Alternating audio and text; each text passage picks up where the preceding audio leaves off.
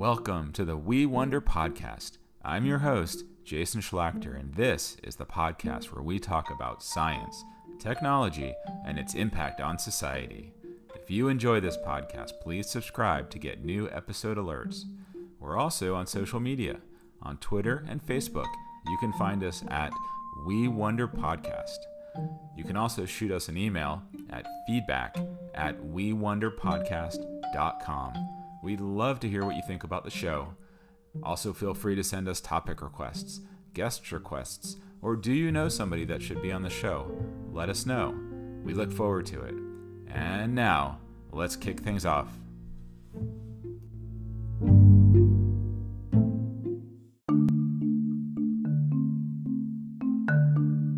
Hey guys, welcome to the We Wonder podcast. Glad to have you back for another episode.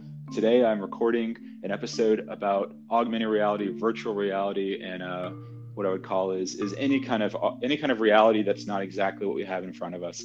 And I've got my friend, colleague, and guest Vance Souders on today. Vance is the founder of a company called Plasmed, which is very involved in the space. He's also a colleague of mine. We worked closely together years ago on Defense Department work related to training and simulation. So really excited to have you on the show, Vance. I look forward to talking about this stuff. Yeah, absolutely. Excited Thanks to be for here. joining. No, thank you. We're going to take a quick break from the show to talk about our sponsors. Anchor is sponsoring my podcast. Anchor is the easiest way to make a podcast. I'm using it for my podcast. It's free, it's online, it has creation and editing tools that you can use from your computer or your phone. In fact, I often record from my phone with other guests. Anchor will distribute your podcast across all the major platforms. You'll be on Apple Podcasts, Google Podcasts, Spotify.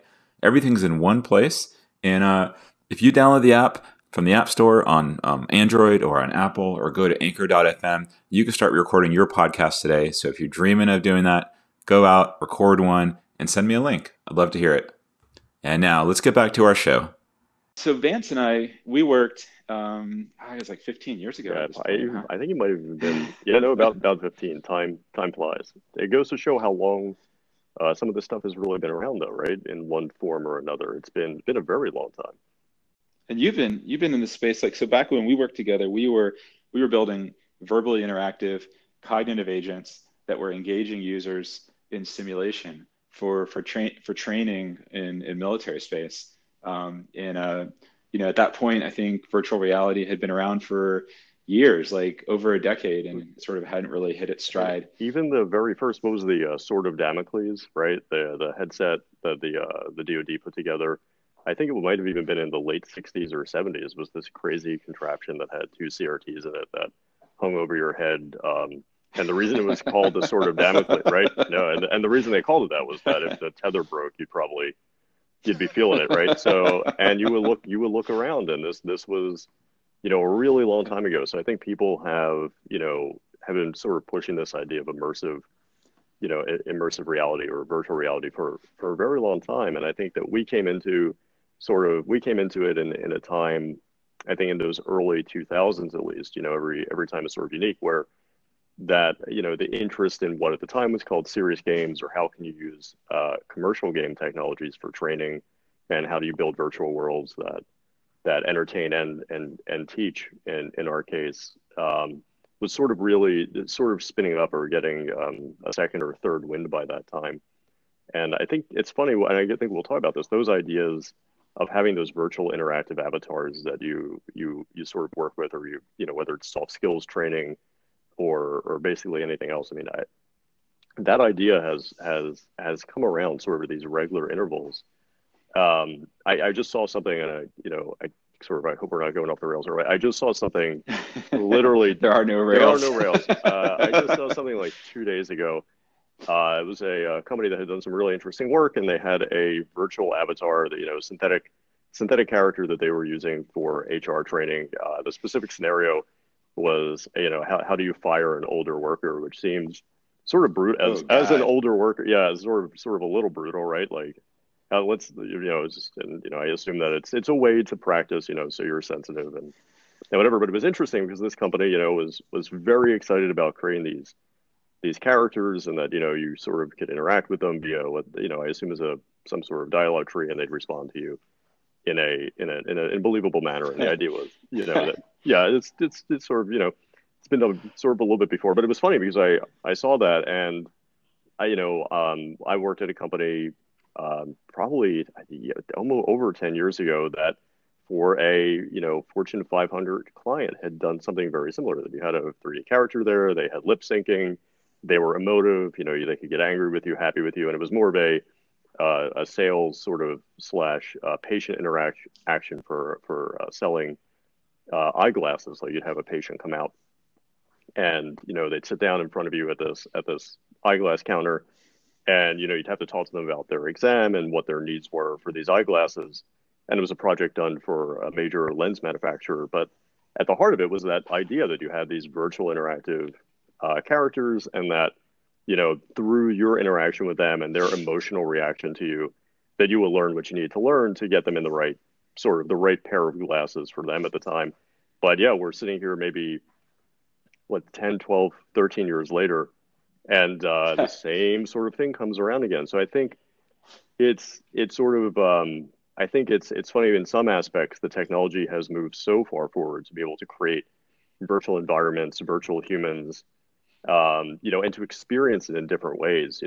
When we were doing it, it was, everybody experienced it on a flat 2D screen. And now, people are using VR headsets, whether it's, things like the Oculus Quest, the Vive, sort of whatever hardware you happen to be using, or still on a flat screen. And I think, that's probably sort of worth exploring a little bit as well as we talk, is how those modalities have changed. But I'm not sure a lot of the underlying, throw a question back at you. I mean, do you feel that do you feel the experience has really changed in a meaningful way in some of these things? Or do you feel it's sort of, they sort of, sometimes the cereal box was shaken up, but when you pour it out, you get the same stuff. It's an awful metaphor. I don't know, dude. I'm trying to eat low carb, so like it would be like awful, shaking up a bunch of cheese and salami or something. There's no cereal box anymore. Sorry, that sounds weird. You'd have a cereal box full of cheese and salami. That's a true story. When I was in grade school, you had to come up with a new breakfast cereal. I must have been in fifth grade, and I came up with something I called Tic Tac Smack, which was just Tic Tacs and soda. Yeah. For breakfast. It was Tic Tacs and soda. Yeah, okay. It's not a good. I don't recommend it. It's not a. I thought this was gonna have some kind of drugs in them, like no, pills, that'd be and awful. caffeine. Oh, It was Tic Tac Smack. So yeah, I find it fascinating that people are training how to fire people by interacting with avatars, by computers. On one hand, it's a scary concept. It feels like, where's the humanity in this, right? On the other hand, I mean, it makes complete sense. Like social interaction, successful social interaction, I mean, is a skill. There's people that have some innate talent in doing it, but if you're trying to launch a workforce at scale, I mean, there's just going to be people who need training in doing that. And the idea of scaling that training digitally, I mean, is compelling, right? I mean, it's the same thing that we were doing 15 years ago with the military. Like, if you were a forward air controller on the ground that needed to call in air support, and you needed to practice all these comms and this process, and you needed, a bunch of fighter pilots and a bunch of special forces guys, and you needed time pressure, like, it was really expensive to get all these people in the room just so you could learn how to call in air support. But if you had a stand-in for all those different people in the form of virtual agents, like, it got you 80-90% of the way there. Yep. So when you did have people in the room, you knew what you were doing, and you were just fine tuning. So I can totally see how that works in HR, but it's just, I don't know, firing a dude who's old, who's not with the times, he's getting fired because he doesn't know how to use digital. And you're doing it through it, and you're training, you're doing it through a virtual reality headset. Yeah, it's exactly. You might as well just like get the bot to like maybe the way to do it is just to send them an email or a text message, and they click on the link, and it launches the bot, and it's like, hey, you're being fired today. Do you have any questions? And you just skip the the virtual training. Yeah, I've been generally not impressed with virtual reality and augmented reality technologies. I'm a skeptic. No, I've become a skeptic too. So we could have this would be good. Go ahead then. But that's the way to win, right? Like, yeah. to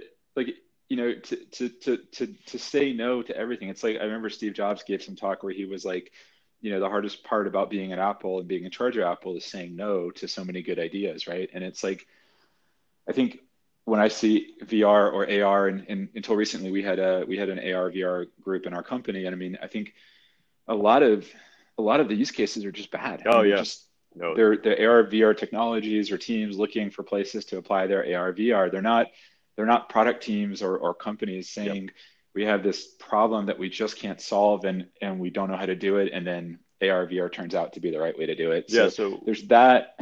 so let's we could bring out our hammer and start smashing all the dreams of VR and AR. I mean, at least you're right. I mean, I think is it the right? If you dream of being a VR This engineer, is gonna be stop just no, listening stop now. listening now. No, I think it's these The modalities zone like of advanced di disillusionment. different mode. Yeah, it's like the what do you call it? Was it Steve Jobs reality distortion? Except it's just sadness. It's like everything turns great. No, it's I think if you look at VR and AR right now, it is definitely a compelling modality, let's say, for specific things. But it turns out that maybe those specific things aren't, not isn't huge, right? I mean, it's not a huge set. So let's look at some cases. Like you take the training of, the sort of the fire and HR example. If you're looking at that, is that something, what is VR giving you in that situation that you maybe you don't get on a flat screen, right? Like, is it, I think there's been some studies that have indicated that if you perform an action in VR, like if you learn how to you paint a room inside VR versus watching a video, your retention is better. I don't know if that extends to just sitting across from a virtual character and doing very similar things that you might do Yeah, just on a screen. And it yeah. has this other, there are, I would it's say it gives you headaches. well, It, yeah. it gives So you headaches that a flat screen would that not. is definitely true. So let's talk about that, right? Like, so it's, almost like the Hippocratic Oath first, at first do no harm. As a developer, I think it's important to say, from this, are you kind of doing harm, right? So the other thing, it's funny that in that scenario, you're sort of firing an older worker because if you look at people, if you look at sort of VR, you have the sort of classic issue of vertigo and the sort of that type of comfort level, and that the experiences in general should be reasonably short to keep folks comfortable. And as you get older, your vestibular system isn't quite as good as may have been when you were younger. So if you're choosing VR as a modality for say training, then is that a consideration you have to take into account? Where you might not be able to train your workforce effectively. Like the older folks may not feel the same way with it as younger folks do. And is that a trade-off you're willing to make when the gain is simply, that there may actually be no gain? And that's before you get into the cost of sort of just Yeah, even the hardware, right? That it's over above that's and beyond. yeah. I, Yeah, that's interesting. So like there's costs. So you really need to have significant gain to justify that cost as well. I think so. I mean, if Yeah. you're training people Yeah. to perform a task where they're moving about and the interaction in the space, their spatial interaction, whether it's, moving back and forth, maybe, you have a sort of some sort of, machine that needs to be repaired. And there's a couple of different pieces of it that you have to interact with, and that your motion from one part of that to another is important in sort of the learning space. Maybe, that's a case where VR might be better. It might be a good fit, right? Because it's taking that full movement in 3D space and your interaction with it into account. I think those examples of that are probably So somewhat limited, right? so Vance, has there ever been like a very salient like maybe let's say two things. Like so Yeah. has there been like a really salient experience where you put yourself into AR VR and you were like, "Oh my God, this is the thing that makes me believe in AR VR again. This is the app. This is the application that makes it worthwhile." And then on the flip side, has there been sort of some like really salient like, "Oh, this is not what you do. This is like why the field is doomed." Like Yeah, doomed is a strong word. I will say, there was at least one rally game for PSVR that I enjoyed in 2D. I said I had the full setup with the steering wheel and the pedals, so it force feedback, and I tried it just with a flat 2D screen. And then I was like, well, let's try it in PSVR, and it was the quickest way to get sick. They should okay. actually repackage it as virtual tequila uh, and I think that Nausea, it's just the way you look at it, right? And it's a winner. I zero to nausea. Yeah. Yeah, and again, it's everyone has a unique reaction, right? For me, that didn't work. I mean, I'm the same way. I'm the yeah, same way. I'm super sensitive to VR experiences. So like out of the box, like a certain percent of VR experiences, or even just like, you know, 3D experiences, even just on a flat screen, there's a certain percentage of them that I can't tolerate. And so I don't know, how much of a minority I am, but like for sure that's the case for me. Um, as but far yeah, as sickness is definitely that's a big one. one. As far as me seeing is something and saying, well, this is definitely the future. For VR, I'm not sure. I have seen stuff that I really enjoyed. So I'll say that. I've seen stuff where I've been like, hey, this was a lot of fun. But then if you measure it in things that I've gone back to, right? Like how much of it have I gone back to and said I want to, be in that world again, or I want to do this again. After the initial sort of, hey, this looks amazing, it feels great. And I think the most memorable thing that is reliable is if you're in an environment and there's, the old thing where there's a ledge and you peer over the ledge, Oh yeah, the yeah, feeling that you get, this feeling deep inside is amazing, right? Like in it's some way, you it's feel that it. sense of Yeah, presence. Yeah. And yeah, that is the teaser that I think keeps bringing everyone back to this, right? It's that one lightning in a bottle, right? That it's how do you if you feel it can feel that strong, if you can have that strong a feeling at such a innate level, then there must be things you can do with this. And yeah. I can't fault I can't fault that stuff. We've seen people when we've had we did the little prototype for essentially training lab work, sort of high school students for lab work. We had little things in there that you could play with and potentially drop. And when people would accidentally drop them it was room scale VR, when they would drop them into space, you would literally see people without thinking that had only been in a VR environment. They would just lean down and pick them up, right? Like they would use the Yep, control. And, yep, yeah, they'd been in that environment for 2 minutes yep. and yeah, they understood the rules. They could pick stuff up, they could open drawers. And again, that seems great. So I think in those use cases where you've got, and especially a lab environment, right? And that's a case where you're moving around, you're attending to a bunch of stuff in space where the spatial component kind of matters because you got to have your space set up correctly. Maybe that's maybe a Yeah. good way to do it. And So yeah, go ahead. yeah, so in my office, I've got, Microsoft HoloLens, I've got the Magic Leap, I've got Oculus Quest, and I've played with them all, and generally still unimpressed. And even though these are really kind of like current gen, like systems. But I was going to mention one of the things that was most impactful to me. This was a VR experience, but it was sort of non-traditional VR. I was at ITSIG. ITSIG is like a simulation and training conference. I know, Vance, you know it well, Yep. for the Defense Department, and there was a dome where they project onto the dome, and you stand inside the dome. And so rather than wearing a VR headset, you're inside this space where all the walls around you have video or images projected onto them. And so I was in this dome. It's probably like 15 feet by 15 feet. I'm the only person in it. And on the screen is like a landscape, like a Afghani kind of mountain terrain landscape. And there's a couple cars driving around off in the distance. And they hand me a gun. And I'm not wearing a visor, right? I'm just looking with my eyes in this place. And they hand me a gun. And I'm like, this is a real gun, right? I'm like, this is not a toy gun or a controller. And they had it loaded. There were rounds in the gun, right? And they were basically blanks. And I don't know if you had this experience. This was like, I've used one of those that had at least an air sort of pneumatic kickback, and it's striking. Yeah, I mean, I'll follow this up with a related story, but yeah, go ahead. maybe it was pneumatic, but I think these were blanks, but maybe it was pneumatic. That would make more sense. But that's even What I better do to think about that, right? From what it that I is couldn't it what it tell.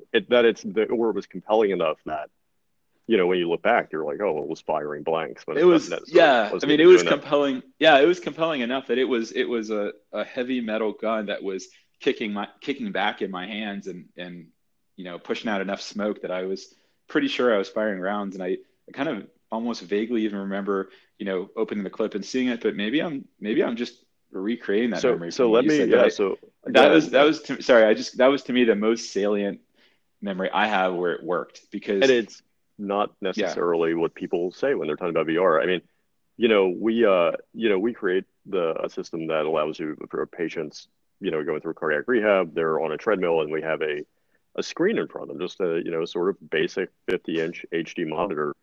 And, when you look at it from levels of presence, in the very early days, you're basically on the treadmill and you can move throughout a virtual national park. And in the early days, some of the trails swung around a little bit and a little bit too much. And you would see people during testing lean in the direction of the trail, right? Like that sense yeah. of presence Mm, exists. So the creation of that sense it's not, you don't always require, VR hardware to get sort of that thing. And it's yeah, interesting yeah. that sort of, I don't want to call it a false memory, but that sort of layering additional, bits of an experience that you're adding to it. We actually had someone recently after a test run on it.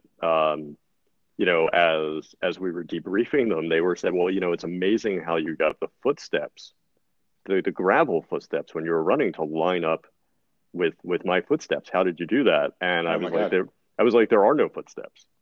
That does not exist. I am 100% positive that nowhere there are footstep sounds in this experience. But we've heard that before, and the other one that we've heard a few times was in a similar way. We've heard like, well, how do you get the head bob to match my head bob? Well, the Oh whole my thing is God. moving, Yeah, and we're yeah, like, we don't.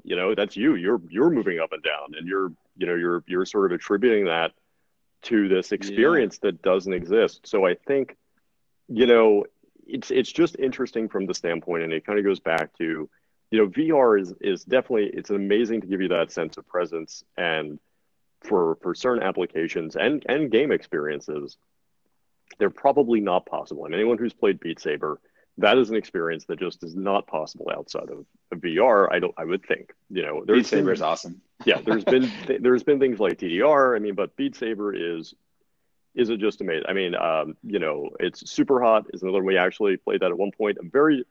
One thing about Super Hot, I think initially not meant built for VR, was moved over to VR, and we had one friend and I should point out that there was minimal alcohol involved in this, ended up diving out of the way of a virtual bullet and went through a set of kitchen cabinets. Oh So God. that's hard to do with a regular TV Hey, monitor. hey, So why don't you tell people briefly what is Beat Saber and what is the other one? yeah, that's a good point. So Beat Saber is an amazing experience. Imagine if someone handed you two lightsabers you know, from Star Wars, and basically had you slice sort of colored blocks to the beats of engaging songs. It's DDR with lightsabers in VR, and if you have a VR headset and you haven't tried it, highly recommended. I will say, no one looks as cool as they think they do when they're in there. When you're in there, you feel like you're some sort of weird musical Jedi. Externally, you just look like someone that's flailing around. Yeah, DDR being Dance Dance yes, Dance Dance Revolution. Revolution. And that's a game that dates way back to the 90s. There was essentially, there would be different songs, and arrows would scroll up the screen to the beat. And when the arrows, you get left, right, up, and down. And when those arrows got to the very top of the screen, you'd have to step on that direction. So it was sort of, the controller was on the floor in front of you. Yeah. And again, if you look up, DDR Dance Dance Revolution on YouTube, you will find people playing it that are moving so fast, it's just unbelievable, like just completely unbelievable. And a very similar thing with Beat Saber. So I think that those experiences, I mean, there will absolutely be experiences that people look back on and go, that was amazing. And I think that, you know, every, every platform is going to have those kind of things. I think the question is, how does it make the leap from that to something that people are going to generally use? Yeah. And, let's talk about some of the challenges, right? There's the challenges that everybody brings up with you can get nauseous. Some people just don't feel comfortable in the headsets. If it's a patient, some older patients don't like the pressure against their face. In clinical settings, there is, and even in entertainment settings, there's cleanliness and hygiene. How are you disinfecting these things to make sure that they don't become vectors for, all sorts of nastiness.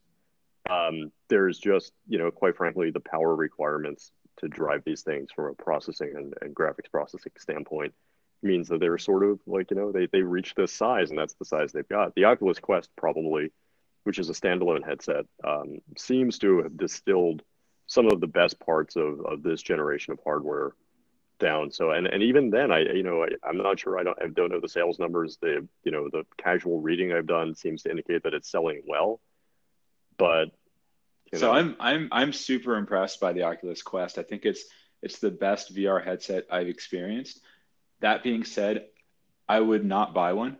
I mean, I have one, but it's for work. I wouldn't buy one personally, and I wouldn't use it personally. And the reason why is because after 15 minutes of using it, it's pretty uncomfortable. And right. and that's already saying it's the best out there that I've personally experienced.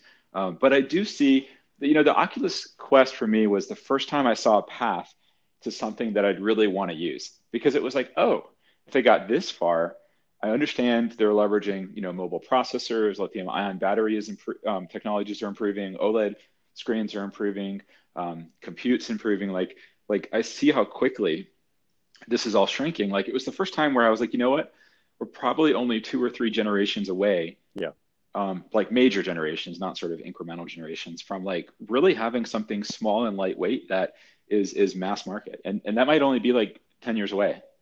Yeah, and I think that's the time scale that I would think. I think everybody's thinking it's probably well, not everybody, but they're thinking it's a little closer than that. I think that 10 years is probably where it acts before people will just pick them up and put them on, and there's enough in the way of interesting experiences. And I think education and training will probably lead the way for a while. I mean, sometimes I've used the analogy of like the old, the 286 desktops. For anyone that's listening, that's old enough to remember what a 286 was. Was the very first computer. I mean, it's IBM, right? IBM compatible computer. Ran MS DOS, and it was huge and did you could play a few games on it, but mostly it was used for work. It was good enough that you used it for writing writing papers, writing proposals. You played at the couple of games that were available. But you did your taxes on it. Yeah. I mean, you dialed up and you connected to a BBS. And these things were, for those of you again that know it, they were massive. They were probably, 2 feet wide by 2. They were basically a 2 foot by 2 foot by 6-inch metal box that, according to some treaties, would probably count as a kinetic energy weapon, right? Like if you dropped it from behind. I mean, they were massive, and they were milled out of a single block of titanium because. Yeah. When those machines were made, everybody understood they'd have them for 20 years. Yeah, I mean, it was something else, right? And if you had looked at that, and even let's say, when was that? I mean, was that like the late 80s? It was in the 80s, right? So not too short, so mid 80s. And then you look from that to Windows 95, right? That's almost 10 years, right? Between that device being there and something that really was the people lined up. And it kicked off, the internet was kind of like that huge inflection point that it wasn't all Microsoft. It was right around that time with Windows 95. That was a 10-year window. So I think the question that we end up asking ourselves is, even though the technology looks amazing, are we looking at that 286 right now? And is it going to be this arc to an inflection point where the technology is really at that point where it's going to really sort of take off? And my instinct, especially, we're going to shift a little to AR, augmented reality. When you look at things like the HoloLens and the Magic Leap, to me, they feel like the 286. They feel that's where that is. Yeah. Let's take that in the way of a different analogy, because I think like it's almost like going from like a bag phone of the 80s for like a cell phone, like this briefcase size phone, to like a Motorola flip phone of the mid 90s. When you looked at those like StarTAC Motorola flip phones that you could fit into your pocket, and they were super slick, super tiny. It felt like the pinnacle of smartphones. Like I remember getting a StarTAC around 2000, and I remember thinking, this is like the absolute pinnacle. Like if you made it any smaller, you couldn't even use it. And the everything was just sort of at peak possibleness for smartphones, and technology was mature, and there was really nowhere to go, right? Yeah. And then we just swerved in this qualitative way where everything got thrown out the window, right? And those are like 2 inflection points when you really think about it, right? Because there was the one where it went from the phone that literally had, I mean, it was called a bag phone, again, for those of you that are, people who are listening may not remember. it was called a bag phone not because you put it in your bag. It was called a bag phone It because was a bag. it was literally a canvas bag that held Like a 20 electronics, a pound. battery. Yeah, Yep. yeah, Yeah, like a and had 15-pound battery. literally a whole handset attached to it. Yeah. And fun fact, in college, one of my friends had one of those, and he sort of disassembled it a little bit and stuck it behind the dash of his Volkswagen Jetta, and ended up starting a small electrical fire. So just fun stories from the past. But yeah, you're right. So There we're is. gonna Yep. Go have ahead. VR headsets blowing up in people's faces. But it hasn't No. happened yet, I guess. And that's no one's wiring them into their diesel Jettas, so don't do that. So I think if we've taken one thing away from this is if you have a VR headset, don't hardwire it into your old diesel Jetta. But the that idea though that these things go through the technologies are introduced, I don't think that's not going to surprise anybody. But it's always, I think sometimes it's tough, and there's the Gartner hype cycle that kind of talks about this in a sort of a different way that's been formalized. But I think it's always tough to tell sometimes where you are in that, right? When you've got a piece of technology, what does it look like? And I think we're still early days, and especially if you look at AR is kind of interesting as well because what you essentially have is you have you have technology that has like you have phone based augmented reality, right, where people are holding their phone up in front of them and they're looking at stuff. And I personally do not think that is going probably anywhere. I think no one wants to hold their phone out in front of them for extended periods of time. Short interactions, kind of cool stuff. I mean, Nokia had an app years ago called City Lens where you could look around and you could see I remember points of that. interest. Yeah, I mean, and no one used it, right? Yeah. Like the three people used it, and then that was the end of it. But Um, I think though, like that the move of putting AR onto, the iPhone or Android, I mean, I think those companies also recognize that this isn't really where things are going in the end game sense. they're I prepping. think this is a way, yeah, they're building, they're stretching their muscles, they're building some APIs, they're getting developers on board, they're Absolutely. Yep. figuring out which use cases work and don't. But I mean, I would envision that Apple is just looking at this as a prolonged public, tool Beta. development cycle. Yeah. Yeah, no, I totally agree with that, and I think that makes sense. I mean, and for especially Apple has been slowly adding in additional features into ARKit. I think that makes sense, and they're the work that they've done in wearables with the Apple Watch. I think between that and what they're doing is going to set them up really nicely. For I think that's sort of an open rumor that they'll end up doing glasses. For Yeah. So, so this is not gonna. I hope this doesn't like not age well because like we basically said 10 years out is when things are gonna hit, and if Apple releases their like badass super lightweight augmented reality headset next year for super cheap, well, that will change things. No, and that will change things. that will change things. And no, we can talk about that. I mean, I think that to sort of look at that, let's pretend we have any idea of what that device will be. I mean, like I think that the rumor mill and what I think people are hoping for is that what you'll end up with is sort of some binocular display that sits on your face. And by binocular, we mean, the ability to do 3D augmentation, that it will have some spatial scanning to be able to understand the shape of the room you're in and sort of, sort of have that additional layer of information. And the phone itself, in that case, will be doing compute, right? The glasses will be doing just really act as a display device, and most of the compute will be happening on the phone. I think if you look at it that way, what you potentially have, and maybe this is like a little bit like the Holy Grail. I mean, what you could have is like the idea of it's almost like the 2020s version of what the original Sony Walkman, right? That you got this little thing that goes in your pocket, you put these glasses on, and now you can experience this augmented world. And I do think that the hands-free, really was, I guess we call that mixed reality, is probably a little more appropriate in this case.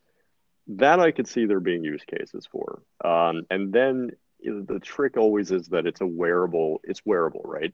So, and by that, it has to be something you're willing to wear either all the time or most of the time. And, I think that that's going to be the challenge, right? Like, or once, if you're putting it on for specific use cases, that's probably okay in the beginning. But the vision that a lot of people, talk about and have is that you're going to be walking around this fully augmented space. Yeah. Microsoft Yeah. just showed something like Project Dreamwalker, where people were putting on VR headsets, and it's tracking them via GPS and optically, and essentially allowing them to replace, like they're walking down a street, but it looks like they're walking down a completely different environment. I think that's sort of what people are hoping for. And we're lucky to get exposed to a lot of the technologies that come down the pipe. And one of the issues currently with I think the binocular headsets like the HoloLens and the Magic Leap get a lot of press. But there are monocular headsets that are used at least in industry. The Vuzux has the Blade and their M series that essentially have just a little monocular kind of thing over one eye that's used for more industrial uses.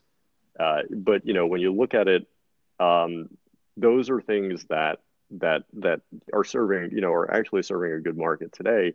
But if you try to wear them for an extended period of time, we have the Blades in the office. They look great, but they're pretty heavy, right? Like I think my Yeah. record for keeping them on before I just had to take them off was about 2 hours. So I did see a solution to like heaviness, and to me this is actually really compelling. So Bose released their AR glasses this year, I have a and pair. oh, you have them. Oh my God, Yeah, we should talk about no, we should I'm talk about super this jealous. because I think this is Yeah, yeah, I think audio-based AR, right? And I just saw that they're I'm now super excited about the potential there. I want to yeah, hear I am too. I your am take. shocked. My take is that I'm surprised that people aren't paying more attention to it. I think low barrier to entry, they're not expensive. They're You about could a lot 200 bucks for everybody who's 200 listening. bucks. Yeah, They the look 200 like bucks. regular sunglasses. You don't look like a crazy lunatic with like goggles on your head. You can drop in your prescription glasses into them. And Okay, basically, sorry, go ahead. no. I'm really happy you brought this up. So, fun fact: about 2 or 3 years ago, I gave a talk at the Mod Sim conference where I called out audio-based AR, and I was like, "Hey, I think this is a good thing to keep I guess not an eye on and ear on to say, but yeah, basically the way they work is they have an inertial measurement unit, they have a gyro in them, and right, and an accelerometer, so they know which way your head is pointing. So if you're Yep, walking down the street and and you look at something and you say you have a GPS and your phone's got a GPS in it, it kind of knows you're standing in absolutely. front of a museum, and then like you look to the left, it could say, hey, that museum is the museum of whatever, and it could give you some useful information on that. This idea of augmenting your space, sort of just in an audio based way, or you're walking indoors in an environment and somehow the indoor area has been augmented to allow for precise navigation, beacons. I mean, it's There's so something else. clean. It's Yeah, clean and it's seamless. And I think if you look at it from a user experience standpoint, right, you put these things on, you wander through a space, and as you enter a room, right, information. If you enter a dangerous area of a building, is the or a dangerous area of a plan, information could pop up. You just hear it. It's more natural. And it's funny you mentioned the Bose. Those have been out. Those I've enjoyed. I think they're great. They have by the way, anyone's listening, they have a Unity SDK, so you could create games with them. There's just I a think I think I wild think idea. I think one thing that is hard to appreciate until you try them. There's certain technologies, certain experiences that you can't describe them. You have to experience them. I think this immersive audio is one of them. So I have not used the Bose, but I have used Magic Leap, and Magic Leap, also has this incredibly realistic immersive audio to the point that, when I first put it on and I heard noises behind me, I literally thought there were people behind me approaching that were not part of my experience in the Magic Leap system. So I quickly turned around to see who was behind me, and then I realized, oh, these are actually virtual footsteps and virtual movement that I'm hearing, and that's how good my locating of people in space was from the audio. And once you experience that, I imagine Bose is similar. Like it's just the possibilities are pretty open. Like you could use it, like Vance said, for looking at objects and having the system know where you are through your phone's GPS and then where you're looking. And then imagine you look not long enough, right? And it just starts telling you, like, this is a historic landmark. Would you like to know more? It's I mean, more you could seamless, say, right? Yeah. yeah, you could just say yes. You could nod your head. I mean, it does have gyros, so it can Yeah, know you if can you just nod nod your your head. head. Yeah, and that's a Yep. little bit. You shake That's your head. yep. And You tap them furiously. Don't do that. I mean, I agree. But real fast, do you you could know that rub your ears for the yeah, touch massage your interface. temples. I 5 rubs up, 3 rubs down mean yes. yeah, it's the Oh, sorry. Konami code, but with your face. It's real natural. It's just like I don't know the Konami code off the top of my head. I'm sorry. I It includes apologize to text everybody. messaging. Yeah, I but don't I need mean, it. it's interesting. Amazon just released the Alexa glasses, right? I So the saw that. Alexa glasses are their audio. You could talk to it. They add a little bit. So the Bose has no visual indicator. The Alexa glasses add, I think they've got a couple of LEDs in there, sort of above your vision that just sort of blink enough to let you know something's happening. So it adds a little bit of a visual cue in. Oh, But that's again, interesting. I didn't know yeah, that. yeah, it's a good addition. I don't know if they have an IMU, right? So I don't know if they have a gyro and the ability to tell which way you're looking. If they don't, it seems like it would be such a shame that they didn't put it in there. But think about this: if they do, those Alexa glasses will be the second pair of glasses on the market that essentially are these augmented audio platforms. And So Vance, yeah, let me make the next like leap here in that I think Bose is back. Excuse me. Oh, now I gotta edit this. I think Bose is doing an amazing thing by releasing them. Alexa's jumping on the bandwagon. What a lot of people may not realize is that these don't need to be glasses.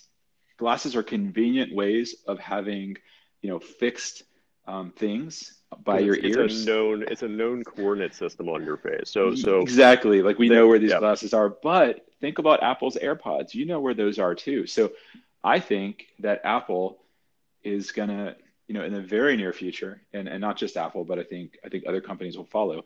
In the very near future, I think will update their AirPods with gyros so I that you basically can have an augmented reality audio experience on headphones. There's no need for I glasses.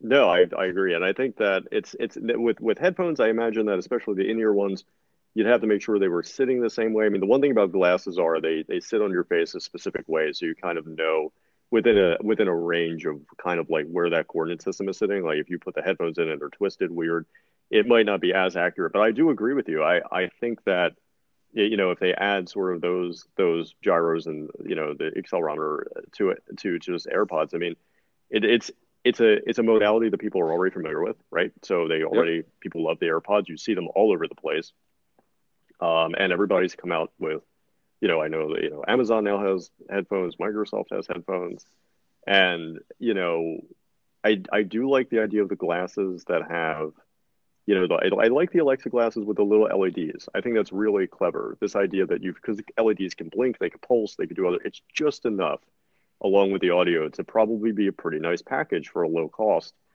And if you put sort of photochromatic lenses in them, where you go inside, they now go from light to dark, dark to light when you're outside.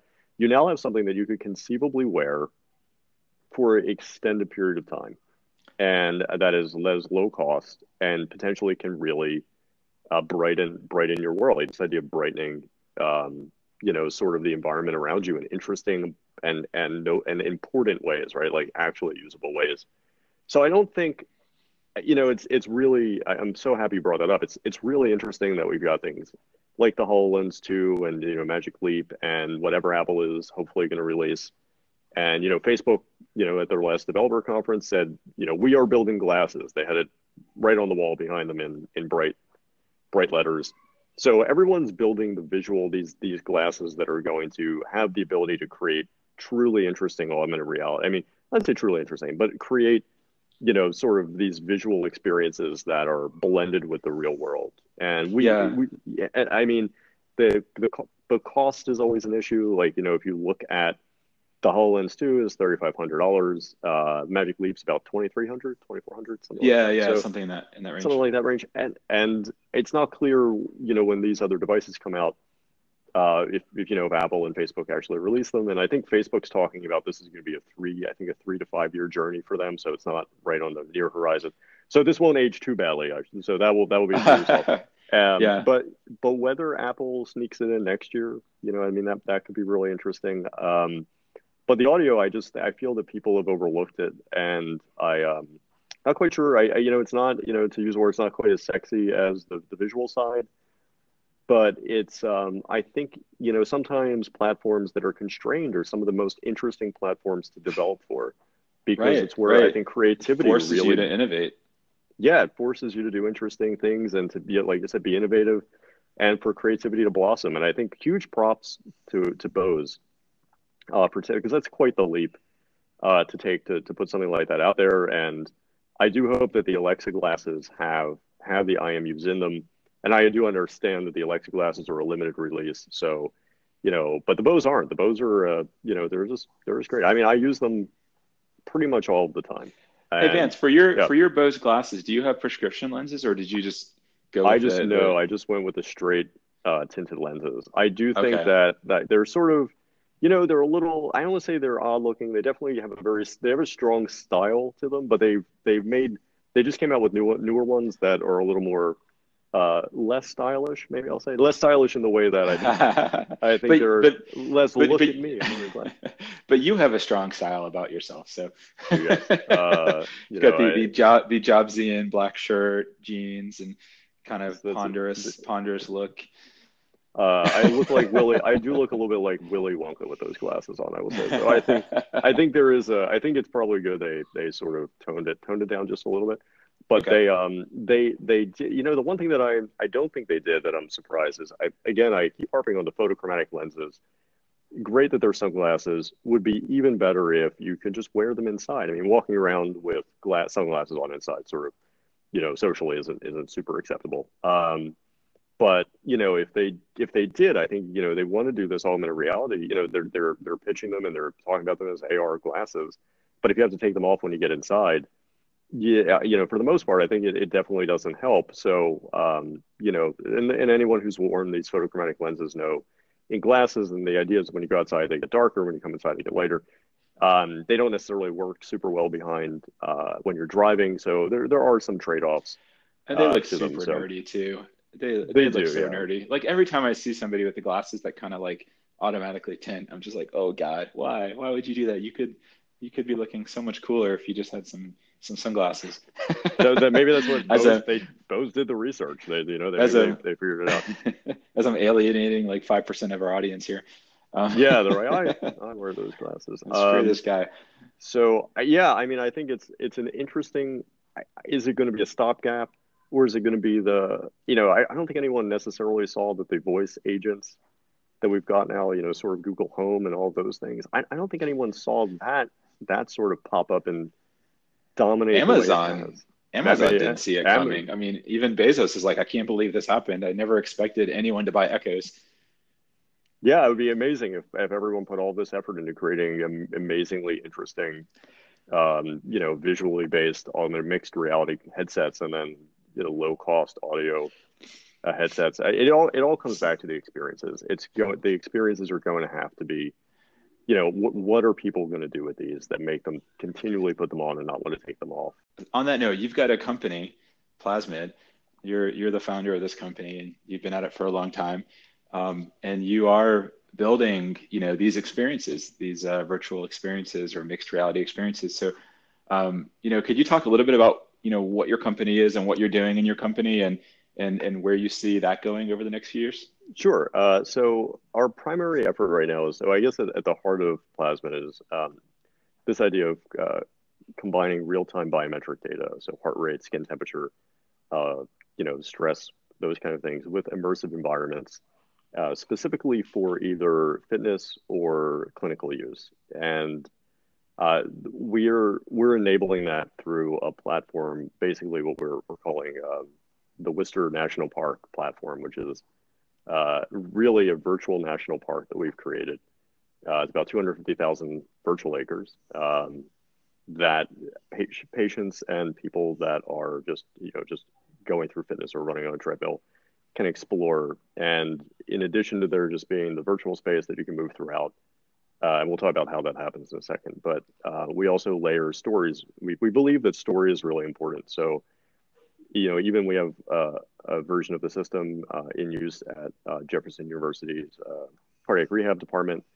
And there's a narrative. So patients go through and there's a voice acted story that has, if you play games, it has voice acting, it has cutscenes, it has sort of everything you would expect from that, where someone gets to not only learn about, they sort of, as they explore the park, they learn about their condition, medication adherence, tips on nutrition, and they also, this sort of Dan Brown-esque story unfolds around them. And I think that the idea was that,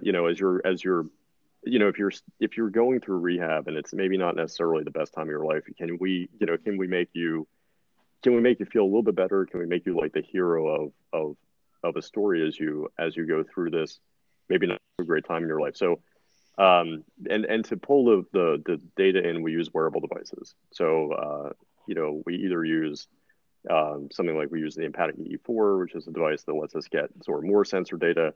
or we could use any Wear OS device. So Wear OS watches, we could pull at least heart rate and motion data off of that. And the experience is engaged with via a treadmill. And the nice thing is we pull the motion data off of the watch. So you could use it with whatever treadmill you have at your location. And I think it's funny. So it's Halloween, and every year, I say every year, like it's been a long time, but this is the second year we're doing a little thing called Run the Raven, where we've taken a version of the platform and we've set dressed it to be almost like a haunted hayride. So it's nighttime. There's tombstones, there's skeletons, and the goal, instead of cardiac rehab in this case, is you're running through the park. And you're collecting stanzas from Edgar Allan Poe's The Raven. Oh God! And as that's awesome. Yeah, no, it's crazy. And as you run, scarecrows sort of pop out of the ground in front of you, and you can literally throw a punch with your arm, and you'll knock them. You'll knock them down. No one's punched the monitor yet, but we are slightly concerned that that's a possibility this year. And this running for your life experience is geared towards cardiac patients. This one is not. No, the Run the Raven is not available on the cardiac units. A little bit of although I will say we've got some pretty crazy stuff in the regular park. It definitely has a sci-fi fantasy bend at times. And we don't track any personal identifiable information, but we do track what routes people run on to give us an idea of where they're engaging. And interestingly, the people generally engage with the crazier stuff. The stuff that we thought would be relaxing and people don't. They're right, that's boring. I don't want to. Show me more of the fantasy stuff. I like that you're throwing stuff out there and just kind of seeing how people engage, because it usually isn't what you think, right? You kind of end up discovering. Well, that's a great point. You have to measure. You have to measure, because, for example, we thought, one patient said, "Hey, can I go down to the lake?" And at the time, this is early on in development, you couldn't go down to the lake. So we were like, "But we could do that." So we made a course that took you onto the lake and let you do stand-up paddleboarding, right? So you could. Oh, that's awesome. Yeah, you could stand up paddleboard on your treadmill. I mean, a little weird, but. It turned out, and that was an N of one. That was the guy that liked it. Nobody else. You look at the stats, like nobody else used the lake. He enjoyed it, and that was about it. And just to be clear, like these people are not wearing headsets, and they're not running on a treadmill wearing headsets. There's a monitor that's sort of all encompassing your view, but it's very close to them. Yeah, it's basically right in front of your face, which gives you enough of that sense of presence. And again, it's almost the advice of count your innovations on one hand that I heard quite a few years ago, which is if you're going into a clinical environment that's already conservative, and for those environments, patient care is the absolute most important thing. No one wants to fiddle with a headset. Generally, it gets in the way. Essentially just gets in the way of patient care. So. It was easier to get a monitor in there. And we did try a headset, by the way, in the office. Not super ideal, quite frankly. I would not want to run in a virtual reality headset. It is it's a nightmare. The headset bounces up and down. You get nauseous. If you get disoriented at all, you basically fly off the treadmill. It's something else. I mean, someone will do it. I mean, you could, for those of you out there listening, I know what you're thinking. The people that have, all right, well, you could put a Vive tracker on the treadmill and you could have a version of the treadmill and you could do all of that. That probably would make it better, but not appropriate, at least in this case. Well, there's a lot of ideas, but when you actually have to go and sell it and put it into an institution that's adherent to all kind of different regulations, I'm sure that all the creative ideas you have that you're trying in your lab, you have to be really focused and specific and like you said, conservative. So that concludes our time with Vance, and I just want to shout out to everybody on the call. If you like what he's talking about, if you think it's interesting. I'm going to include his company info and contact info in the description of this episode. So give it a click, check out his website, send him a message if you like. And Vance, super excited to talk to you again. It's always fun. We do this even if we didn't have a podcast, but great to capture it and share it out with the world. So thanks again. I really appreciate it. Absolutely, Jason. Thank you. And we'll talk soon. Thanks, everyone.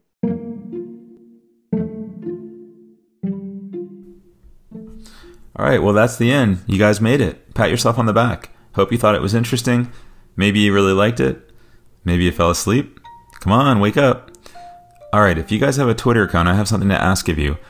Send a tweet out to the podcast. Say, "What's up" at We Wonder Podcast, and let us know what you like about the show.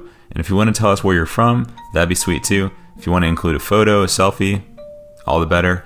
But every show we're trying something new, and we're trying to see what works, what doesn't. So I'd love to hear back from you so that we know how the things we're trying on the show are resonating with our audience. So hit us up. And until next time, take care.